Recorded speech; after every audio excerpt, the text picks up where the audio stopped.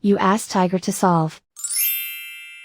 This deals with linear equations with one unknown. The final result is b equals 2. Let's solve it step by step. Group all b terms on the left side of the equation.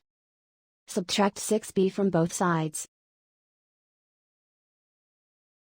Simplify the arithmetic. Group like terms. Simplify the arithmetic.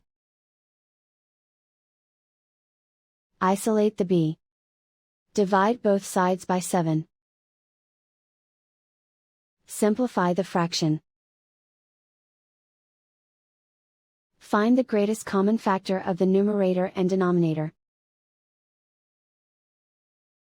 Factor out and cancel the greatest common factor.